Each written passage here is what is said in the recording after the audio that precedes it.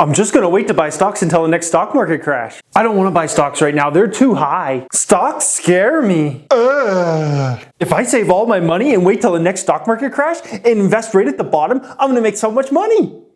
Oh my goodness, today we get to talk about one of the subjects I've been wanting to talk about for such a long time, and it's this notion of timing the stock market. I'm gonna wait until the stock market goes down, and then I'm gonna buy up stocks right here, and I'm gonna make a fortune on stocks. And this is like something that, isn't just on YouTube, it's just on the internet in general, and people talk about, I'm waiting for the next time the stock market crashes to start buying stocks. I'm waiting till then. And this is one of the worst decisions you can ever possibly make in your entire life. But I can tell you that I can almost guarantee you people that wait for this are never going to be successful investors anyway, so it's kind of good that they don't get involved with the market, because let's just think about it from the perspective of, if you don't have the guts to invest in the stock market when it's normal times, you're not going to have the guts to invest in the stock market when everything's down and out and the economy's getting worse, right? And then guess what's probably going to happen? The stock market's going to bounce back a bit, okay? So let's say, the stock market's going like this, and then it starts tanking, and then the economy starts going south, all right? This investor that they said, oh, I'm waiting for the stock market crash, and let's just be honest with ourselves for a minute. The majority of those people just say crap out of their ass, and they don't mean anything, okay? They're never going to buy a stock, regardless whether the stock market is up a lot, down a lot, hasn't done anything. They're never going to buy a stock, okay? But the few people that in their mind, they're like, oh yes, I'm going to start buying stocks when stocks are down, okay? Guess what's going to happen? The stock market is going to go down, and then economic news is probably going to still be bad, and the stock market is going to bounce back a bit. And they're going to say, no, it's probably going to go down even more. And guess what's probably not going to happen? Things are going to get even better and even better, okay? Now, this person that says they're going to wait, they don't want to buy in here. They're waiting for the next time the stock market crashes. This person, okay, has zero experience investing in the stock market. So they've never invested in a stock. They're like, I don't want to invest in stocks. The stock market is at, 25,000 on the Dow right now, right? I don't want to invest here because I think it's going to go down someday. Okay. This person has no experience in investor, but magically they think they're going to time out the market. They're going to time out the market and be able to get stocks for so cheap. This person with no experience, that's like me watching basketball games and watching LeBron James and Steph Curry play basketball. And I'm like, oh man, I'm watching them every night. I'm like, oh, I watch these guys and I know all their moves and whatnot. And guess what? If I went one-on-one with LeBron and Steph Curry, I could take them down, man, because I've been watching all this. So now I'm magically going to be better. Guess what? No one in the stock market, myself, anybody, any investor out there, doesn't matter how much money they have, how great they've been, how much success they've had, no one can time out the stock market perfectly. If it was like that, we would have trillionaires, okay? Warren Buffett wouldn't be worth $80 billion. He'd be worth $85 trillion, okay? If people were that good, that sophisticated, that they could time out the market, time out particular stocks, time out the market in general, invest at lows and just sell at highs and just time out everything perfectly, we'd have trillionaires in this world. We don't have any of those because it's not realistic. That's not how money is made, okay? That's not how money is made. I wish it was that simple, but it's not that simple, okay? But this person says, oh, I don't have any experience in the stock market, but I'm going to wait for it to go down. Okay, yeah, okay. Next thing up, people always say, this is one of my favorite things to hear, the stock market's so high. The stock market's so high right now. I'm like, okay, based upon what? Based upon what factual information do you say the stock market is high, okay? 2017, the Dow was at 14,000. It's 2018 right now, and the Dow is at 25,000, okay?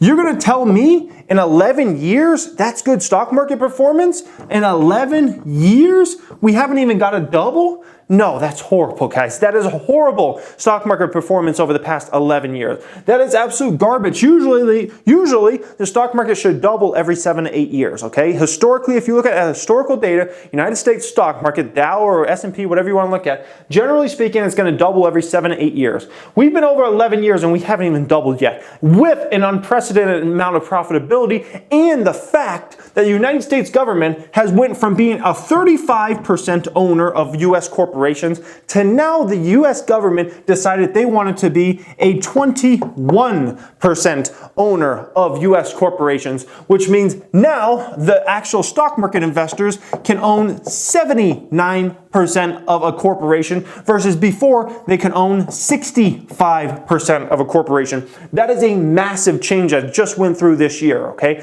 That is absolutely massive. It's hard to even explain what that should do for the stock market over time, what that should do for American corporations over time. It's unreal, guys. It is absolutely unreal. So this whole notion about, oh my gosh, the stock market is so high, based upon what? Based upon forward PE ratios? No, it's actually pretty low if you're looking at forward PE ratios, okay? The stock market's actually pretty low on historical standards if you're looking at forward PE ratios, which by the way, the average forward PE ratio is probably a little low compared to what these companies are actually going to report based upon where growth is going right now, okay? Something to keep in mind there. So, this whole notion about, oh, I'm going to wait is going to cost people so much money because I've been hearing this in 2010. I heard this in 2011. I heard this 2012. I heard this 2013. I heard this from people 2014, 2015, 2016, 2017. It's 2018. I'm still hearing this from people, okay? There's always a rhyme or reason that's really not too much factual information. Usually what it is they'll just point at whatever the hot thing is at that particular time out there. They'll point at that and they'll usually like point at the federal debt level or something like that. And they'll be like, well, federal debt's at this and Trump just got elected, so our markets are going to go down. It's like, okay, what? Like, what are you talking about here? Oh, North Korea did this, so our markets are going to go down. Okay, what are you talking about? So-and-so bank or credit agency just downgraded the U.S. credit. If I could have $1 for every time there was some type of worry in the market that got short-term interest out there on why people thought things could go bad, if I had $1 for every time, I'd be the richest man in the world. Like, it is insane, guys. There's always a rhyme or reason. And the thing about these reasons is they're so pathetic, man. If you look at it from a historical standard, these reasons people have thrown out over the past since I've been in the market, the last decade, they're pathetic reasons, okay?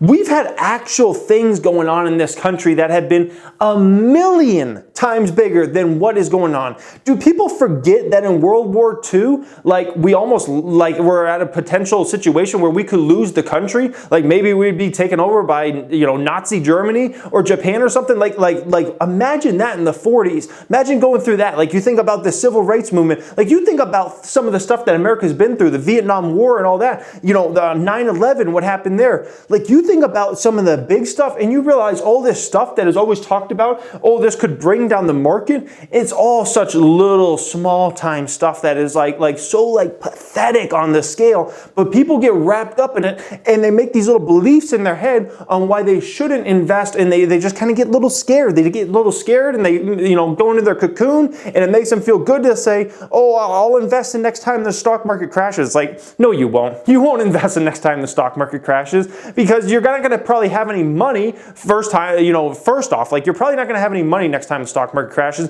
because you missed out on massive opportunity to make gains over years and years and years and years like all the rest of us were, okay? You're over there playing on the sideline, with your $1,000 and you're counting it each day and you're like, oh, I still got $1,000 in my account, while other people are making hundreds of thousands of dollars, millions of dollars, tens of millions of dollars that are going to be really well prepared and actually have experience in the stock market. Unlike someone that says, oh, I'm going to wait for this, you have no experience, man. You've got to get the experience out there to actually be good at something. If you think you're going to, be a great stock market investor, you better get some experience, man. Like if you think you're going to be a great three-point shooter, you better get down the basketball court right now and start shooting shots. I don't care how many instructional videos you watch on how to be a great basketball player. Like until you actually start doing it, you haven't done anything yet, okay? So to think, oh man, I'm going to magically start making all this money someday, well, guess what? You better start getting experience now because that's not the way the game works, okay? So I just want to get rid of this whole notion of waiting till the next time the stock market crashes. Who knows when that's going to be? You might be waiting another year. You might be waiting 3 years. You might be waiting 5 years. You might be waiting 10 years. You might be waiting 20 years. We don't know, okay? The fact is you don't know. None of us know when the next time some stuff's going to go down. But one thing I can guarantee you is people that have actually been investing in the market for a long time, We're going to make way more money the next time there's a recession than the person that's been on the sideline the whole time. And we're going to have a hell of a lot more money to invest when that time comes, because we actually have experience in the market. We've actually been doing stuff. We've actually been making money, not just sitting on the sideline hoping someday the market goes down. Like I said, most people that do that, they just do that to make themselves feel better at night, because really they're too scared to invest in anything anyways. Let's just be completely honest with ourselves. So let's just keep that in mind, guys. Peace.